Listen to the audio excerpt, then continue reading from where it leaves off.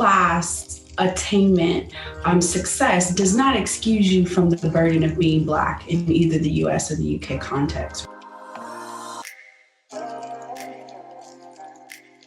Scott, I really want to ask you what you think about the role of celebrity and BLM and beyond. What do you think is the utility of putting your voice as a public figure out in support of these issues? We have seen around the current racial and social issues raised by Black Lives Matter, the recurrence of this, that Black celebrities are told, you shouldn't be intervening in these affairs, stick to entertaining us. When Kanye says something Kanye-ish and runs for president, people don't say, oh, that's terrible. Kanye should never speak out on politics. They sort of highlight it because it gets clicks. When others speak out who are not as prominent as Kanye, then people are like, oh, wait a minute, are we crossing lines here? Are we just seeing a recurrence of what we've seen in the past, or is there something different about 2020 in the way that Black celebrities and politics are interacting?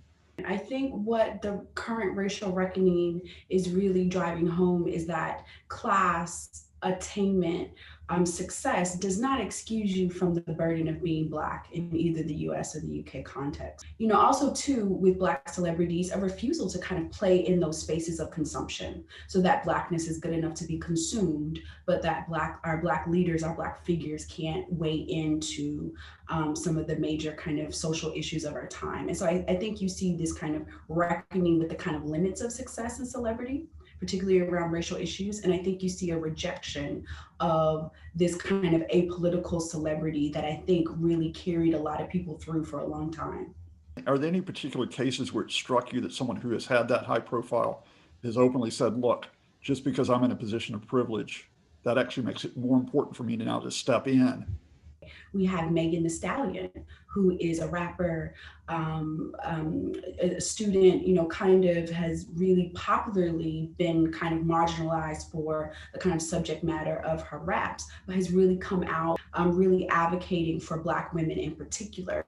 And I think that's important for her because she was involved in a kind of situation earlier this summer where she was actually shot by an acquaintance of hers, and then facing the kind of aftermath of not having her claims believed. And so I think her situation in particular really highlights the kind of gender dynamics, not only in terms of who we exalt and who we believe, but many female activists in BLM have discussed the fact that when we have our figures that we really galvanize around, George Floyd, Tamir Rice, or Trayvon Martin, not that they are not worthy figures, because they absolutely are, but are we doing the same things to galvanize around women who are also victims of this, of not only racism, but sexism? There's a gender dynamic that's working there that I think makes it quite interesting, possibly in the UK as well as the US context. Is there a risk there that once you get beyond the Beyonce effect, look at her, that there's more attention paid to Black male celebrities like a LeBron James than there is to Black women who are speaking out? Many people sometimes see it as unremarkable that Black women would speak out because there is this stereotype that they are outspoken or they are difficult. I think that there's some complicated dynamics there that I think, we could say goes back to these kind of historical stereotypes around Black women. Michelle Obama is like an icon for me, and we've got Kamala Harris, but I do wonder also if we have to guard against that they almost become icons in a reverse way, where all the attention becomes focused on them. Are we at risk of actually missing out on the wider movement and the wider diverse range of people who are active if we let it all be channeled back into a Kamala or a Michelle moment? Oftentimes, if we see our celebrities doing the work, we can think that somehow absolves us from having to carry that same weight. And also too, I think, particularly because, in the age of social media, is a hashtag enough? The kind of question of celebrity and their involvement in activism raises really important questions about what does activism look like in the 21st century? Like we're used to historically, right, a kind of bodies on the line activism. And so I think that we have questions about that and making sure that even as we, appreciate our celebrities as people on the ground, we need to continue to do that work and not let that kind of begin and end with them, I would say. We had a media attention this summer to the Black Lives Matter movement here. We had some celebrities like John Boyega, the actor, speak out quite eloquently about what's happening. What's the status, as it were, about debating these racial and social issues here in the UK, where you and I are right now?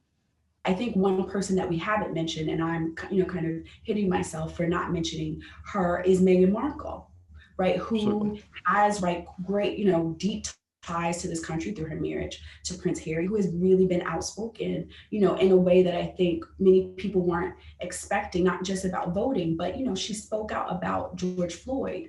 And so I do think through people like her and others, we're going to see these issues stay at the forefront of the UK. I think what's missing in this context, or what I like to see, is more galvanizing around UK incidences, right? We know that Black, Asian, minority, ethnic populations are more likely to be surveilled by the police, more likely to be arrested by the police. So there definitely are things to organize and protest against. And so I do hope that we see more of that on the ground, of really trying to center the UK in these BLM talks going forward.